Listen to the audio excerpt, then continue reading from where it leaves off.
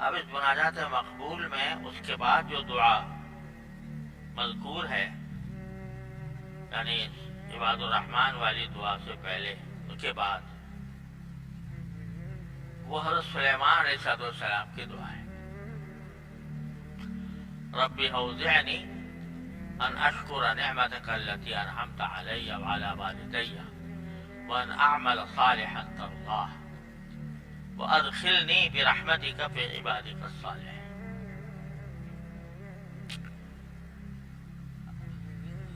عجیب دعا ہے، اتنی جامع دعا ہے، اور پس منظر یہ ہے کہ اب حضرت اللہ تبارک و تعالیٰ نے حضرت سلیمان علیہ السلام کو ایسی حکومت عطا فرمائی تھی جو نہ ان سے پہلے کسی کو ملی، نہ ان کے بعد کسی کو ملی۔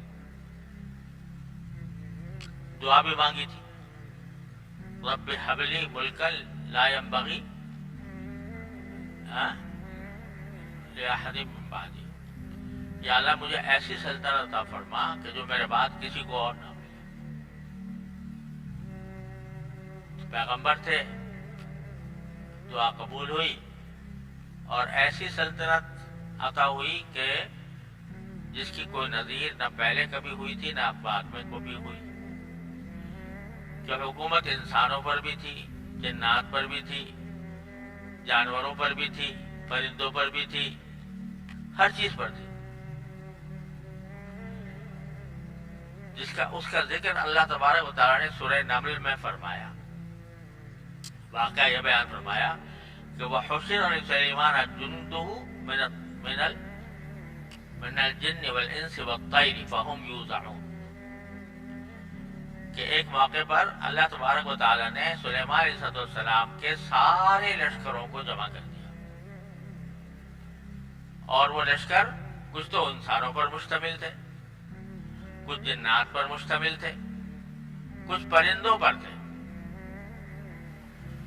گویا اس وقت ان کے زیر نگیں یا زیر حکومت جتنی مخلوقات تھیں، ان سب کی نمائندگی اس لشکر میں موجود تھی۔ اور اس کی خاص بات جو قرآن کریم نے بیان فرمائی وہ یہ کہ اتنی مختلف قسم کی مخلوقات کا لشکر ہے، انسان بھی ہیں، جنات بھی ہیں، پرندے بھی ہیں، اور بظاہر کچھ جانور بھی ہوں گے، دوسرے جانور جو پرندے نہیں۔ تو اتنا بڑا مجمع جمع ہو گیا، اور ہر ایک کی خلقت مختلف ہے، ہر ایک کی عادتیں مختلف ہیں، اطوار مختلف ہیں۔ تو ان سب کو جب ایک جگہ جمع کیا گیا تو ان کو کنٹرول کرنا کہ اس میں کوئی بدنظمی پیدا نہ ہو، بلکہ ترتیب سے رہیں اور کنٹرول میں رہیں، یہ کوئی آسان بات نہیں تھی۔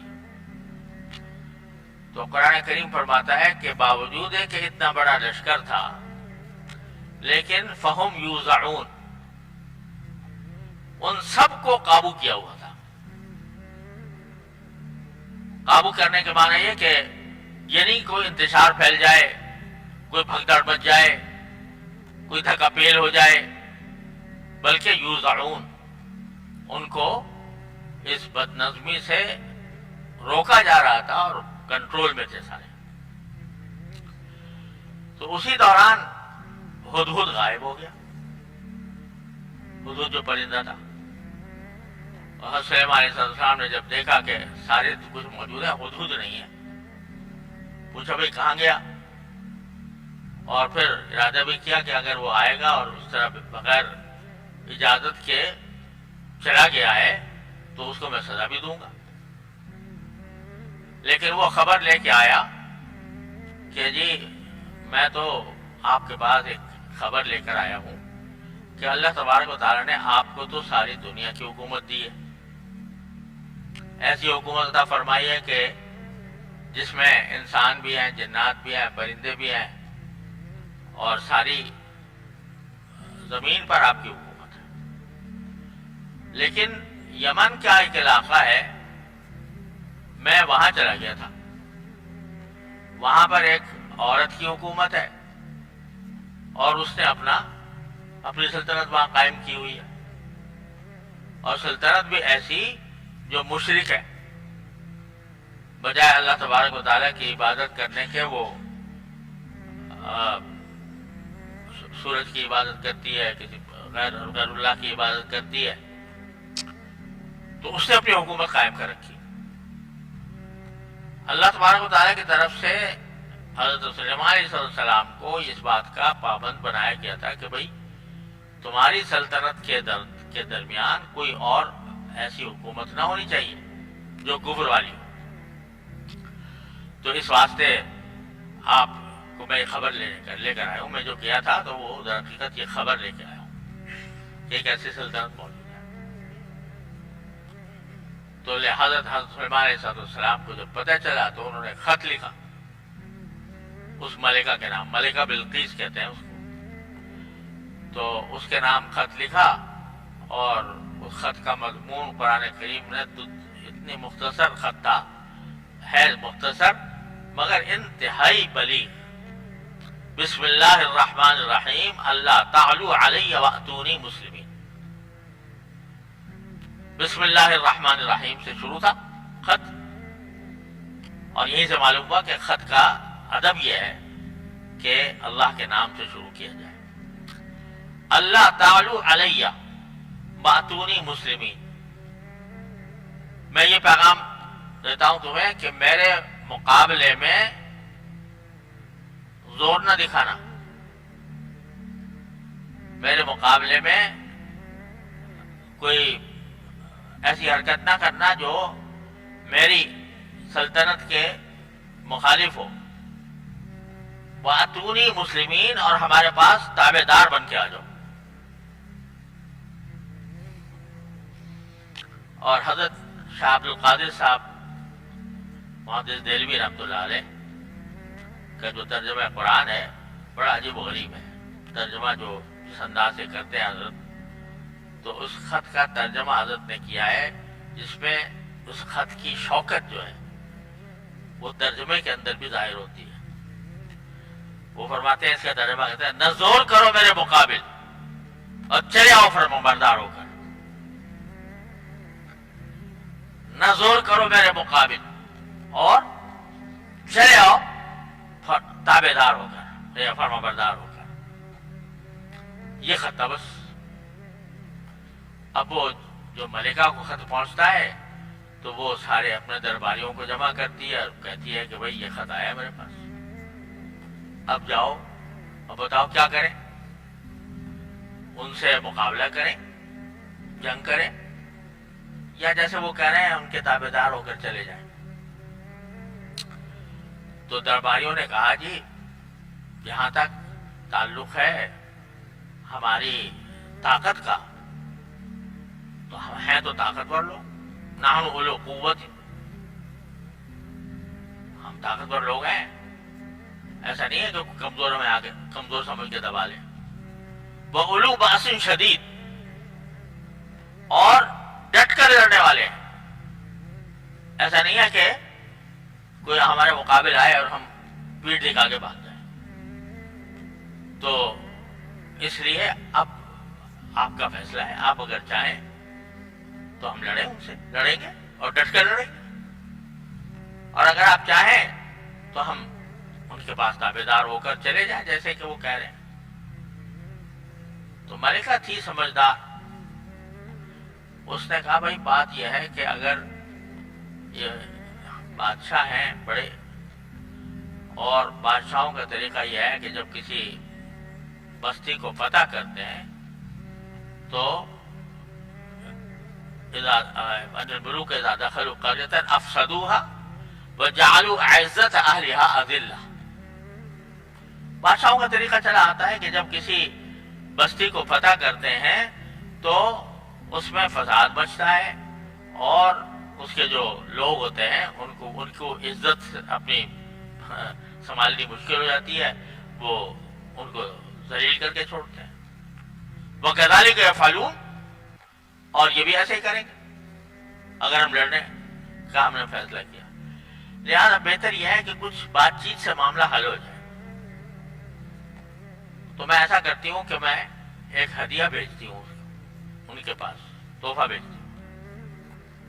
تو اب دیکھتے ہیں وہ تحفے کے جواب میں ہمیں کیا کہتے ہیں. کچھ ہمارے سے صلح کی بات کرتے ہیں، کچھ ہم تحفے سے کچھ ان کا دل نرم پڑتا ہے.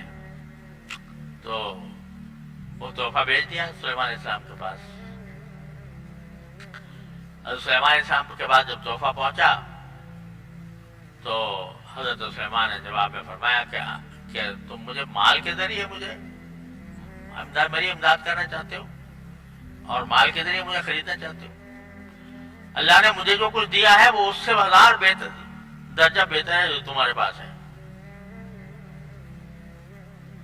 تو اب اگر تم نے میری بات نہ مانی تو اب میں تمہارے پاس ایک ایسا لشکر بھیجوں گا کہ تمہیں اس کے مقابلے کی طاقت نہیں ہوگی.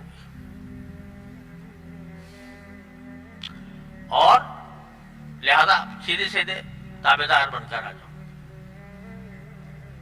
لیکن ساتھ ہی حضرت سلیمان علیہ السلام نے یہ چاہا کہ قبل اس کے کہ وہ لوگ تابعدار بن کر آئیں ان پر ایک بات واضح کر دی جائے.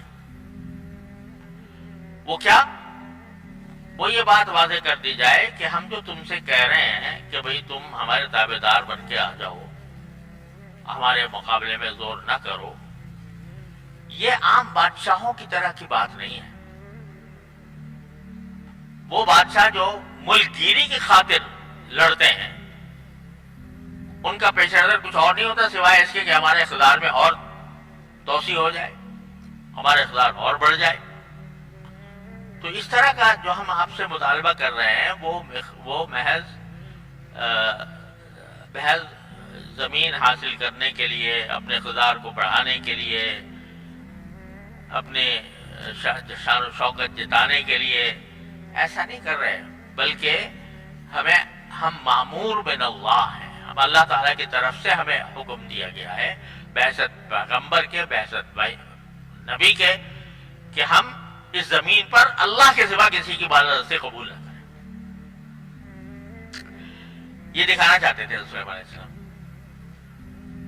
تو اس کا عملی مظاہرہ چاہتے تھے کہ اس کو پتہ چل جائے، آنکھوں سے وہ دیکھ لے کہ یہ عمل جو ہو رہا ہے یہ محض کسی ذاتی خواہش کی بنیاد پر نہیں ہو رہا، سیاسی اقتدار حاصل کرنے کے لیے نہیں ہو رہا، بلکہ اللہ کے حکم کے تحت ہو رہا ہے. لہذا اس کو ایک معجزہ دکھانا چاہیے.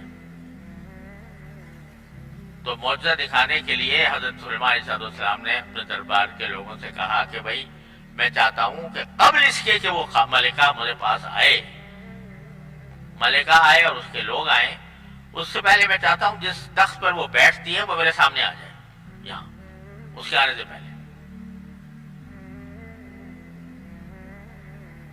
یعنی اس کو یہ منظر دکھائیں کہ جب وہ یہ آئے تو اس کا جو تخت تھا وہ پہلے سے یہاں پر موجود ہو، جس سے وہ سمجھ جائے کہ یہ سارا کچھ جو ہو رہا ہے یہ محض ظاہری سیاسی اقتدار کی خاطر نہیں ہو رہا، اللہ کے حکم سے ہو رہا ہے، ورنہ یہ تخت یہاں کیسے موجود ہوتا. لہذا حضرت سلیمان علیہ السلام نے اپنے پاس ان کے ہر طرح کے جنات بھی تھے اور ہر طرح کے لوگ تھے، تو ان سے کہا بھائی کون ہے جو میرے پاس اس کا تخت لے آئے قبل اس کے کہ وہ یہاں پر پہنچے. ابھی وہ پہنچی نہ ہو، اس سے پہلے میرے پاس کوئی تخت لے آئے. تو ایک جن تھا بڑا قوی، اس نے کہا جی یہ تو کوئی ایسی مشکل بات نہیں ہے، میں تو اس کا جو تخت ہے اٹھا کے لے آؤں گا. قبل ان تقوم من مقامک، آپ اپنی مجلس سے اٹھے نہیں ہوں گے ابھی تو اس سے پہلے لا کے رکھ دوں گا یہاں پہ. یعنی اس نے تو یہ کہا کہ اتنی دیر میں لے آؤں گا کہ آپ کا دربار ابھی چل رہا ہے، آپ کی نشست باقی ہے، مجلس ہو رہی ہے، مجلس کے ختم ہونے سے پہلے لا کے میں تمہیں وہ تخت یہاں رکھ دوں گا. قال حفیظ من الجن انا اتیک بہ قبل ان تقوم من مقامک. تو وہاں ایک یہ تو جن تھا اور جن نے اپنی قوت کا مظاہرہ کرنے کے لیے یہ بات کہی تھی. لیکن ایک کوئی اللہ والے بھی تھے، تو ان کو اللہ تعالیٰ نے کتاب کا علم دیا تھا. اور بہت سے مفسرین کا کہنا یہ ہے کہ خود سلیمان علیہ السلام تھے. تو انہوں نے کہا تم تو یہ بات کہہ رہے ہو کہ بھائی میں مجلس ختم ہونے سے پہلے لے آؤں گا. تو اس نے کہا جس کے پاس کتاب کا علم تھا. اب کتاب کے علم سے کیا مراد ہے اللہ تعالیٰ بہتر جانتے ہیں، اس میں آدم تھا یا اللہ کے ساتھ خصوصی تعلق تھا، جو کچھ بھی تھا. اس نے کہا جی یہ مجلس سے اٹھنے سے پہلے کیا بات ہے، آپ کی پلک نہیں جھپکے گی کہ آ جائے گا وہ. انا آتی کا بھی قبل ان ترتد الیک طرفک، آپ کی پلک جھپکنے سے پہلے وہ شخص یہاں موجود ہوگا. چنانچہ ایسا ہی ہوا. حضرت سلیمان علیہ السلام کی پلک جھپکی اور بلقیس کا تخت ان کے سامنے آ موجود ہو گیا. بہت سارے معجزہ. اس موقع پر یہ دعا کی ہے حضرت سلیمان علیہ السلام نے جب وہ تخت سامنے آ کے موجود ہو گیا کہ ایک طرف تو ایسی سلطنت جس کی نظیر نہ پہلے تھی کبھی نہ آئندہ ہوگی، جس کے اوپر نہ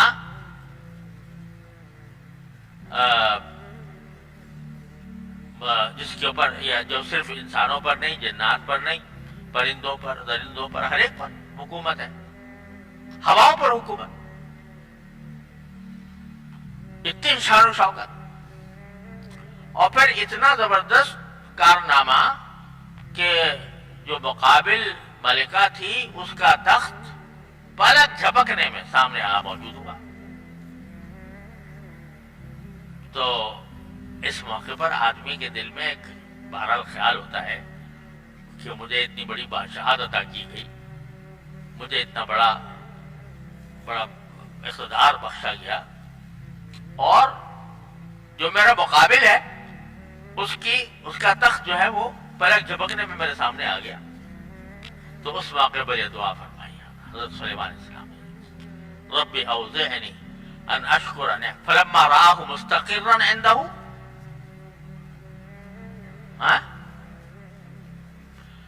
وہ تو بعد میں ہے.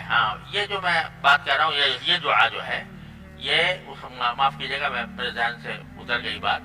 یہ دعا جو ہے اس سے پہلے جب آپ لشکر لے کر نکلے تھے تو ایک چیونٹیوں کی وادی تھی جس میں چیونٹیاں تھیں.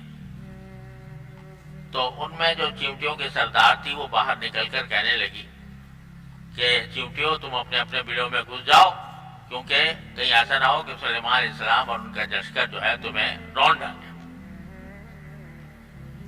تو اس وقت یہ دعا فرمائی، رب اوزعنی ان اشکر نعمتک التی انعمت علی وعلی والدی وان اعمل صالحا ترضاه وادخلنی برحمتک فی عبادک الصالحین. کیا معنی؟ ربی، اے میرے پروردگار. یہ اقرار نظر آ رہا ہے، انسانوں پر حکومت، جنات پر حکومت، پرندوں پر حکومت، جانوروں پر حکومت، چیونٹیاں بھی اس اقتدار کا کہ گن گا رہی ہیں. تو اس وقت کہیں ایسا نہ ہو میرے دل میں کوئی عجب آ جائے، میرے دل میں کوئی بڑائی آ جائے کہ بھائی میں اتنا بڑا بادشاہ بن گیا ہوں، اتنی بڑی سلطنت مجھے حاصل ہو گئی ہے. تو اس وقت یہ فرمایا، یہ دعا کی، رب اوزعنی ان اشکر نعمتک، اے میرے پروردگار مجھے پابند کر دیجئے، اکسا دیجئے اس بات پر کہ میں آپ کی اس نعمت کا شکر ادا کروں جو آپ نے مجھ پر اور میرے والدین پر کی. اوزعنی، لفظ اوزعنی یعنی ایک تو یہ ہوتا ہے نا کہ اے اللہ مجھے توفیق دیجئے کہ میں آپ کا شکر ادا کروں. توفیق تو ایک مرتبہ بھی ہو سکتی ہے شکر ادا کرنے کی، یعنی کوئی نعمت سامنے آئی اور بندے نے، اللہ نے توفیق دے دی، اس نعمت پر اس نے شکر ادا کر دیا، توفیق مل گئی.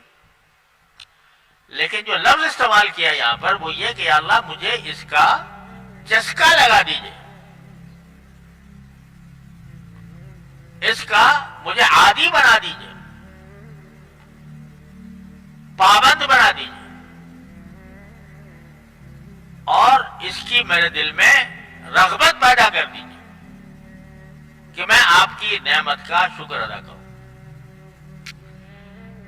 یعنی یہ بتا دیا کہ بات شکر کی صرف اتنی نہیں ہے کہ ایک مرتبہ الحمدللہ کہہ لیا بس شکر ادا ہو گیا۔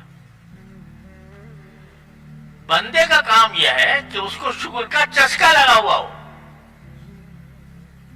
جو نعمت بھی چھوٹی ہو یا بڑی حاصل ہو تو اس کو شوق ہو اس بات کا کہ میں اس کا شکر ادا کروں۔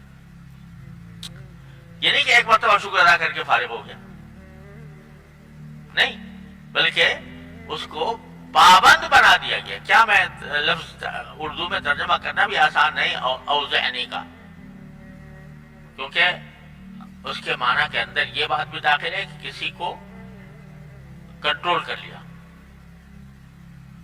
یعنی مجھے اپنے کنٹرول میں لے لیجئے اس کام کے لیے کہ میں شکر ادا کرتا رہوں آپ کا، سمجھے نا؟ تو کنٹرول میں لے لیجئے، مجھے ترغیب دے دیجئے، مجھے جسے میں اردو میں کہہ رہا ہوں چسکا لگا دیجئے، یہ چسکا لگ جائے مجھے کہ میں ہر وقت آپ کی نعمت کا شکر ادا کرتا رہوں۔ یہ دعا مانگ رہے ہیں سلیمان علیہ السلام۔ کہیں ایسا نہ ہو کہ اس شان و شوکت کو دیکھ کر، اس اقتدار کو دیکھ کر، اس کو دیکھ کر میرے دل میں کوئی بڑائی پیدا ہو جائے کہ میں اتنا بڑا بادشاہ ہوں، اس کے بجائے مجھے چسکا لگا ہوا ہو آپ کی نعمتوں کے شکر ادا کرنے کا، جو آپ نے مجھ پر فرمائی اور میرے والدین پر فرمائی۔ اب چسکا لگا ہونے کے معنی یہ نہیں ہے کہ ایک مرتبہ کر کے فارغ ہو گیا، بلکہ بس کرتا ہی رہوں۔ ان فی ذلک لآیات لکل صبار شکور، وہ شخص جو صبر کا عادی ہو اور شکر کا عادی ہو۔ تو شکر صرف یہ نہیں ہے کہ زبان سے ایک مرتبہ کہہ لیا، بلکہ اس اللہ تعالیٰ کی نعمتوں کا دل میں ایک استحضار رہے ہر وقت، اور یہ چسکا لگا ہوا ہو کہ میں اللہ کا شکر ادا کروں۔ جتنا بندہ شکر ادا کرے گا اتنا ہی تکبر سے دور ہوگا، عجب سے دور ہوگا، خود پسندی سے دور ہوگا، شیخی مارنے سے دور ہوگا، شیخی بگانے سے دور ہوگا۔ اس لیے کہ جب وہ اللہ کا شکر ادا کر رہا ہے تو معنی اس کے یہ ہے کہ میں تو اس قابل تھا نہیں کہ یہ ساری نعمت مجھے حاصل ہوتی، نہ میں اس قابل تھا کہ مجھے یہ حاصل ہوتی، اور نہ میرے طاقت میں تھا کہ میں یہ چیز حاصل کر لیتا۔ جو کچھ ملا ہے اس کی بارگاہ عالی کی طرف سے ملا ہے،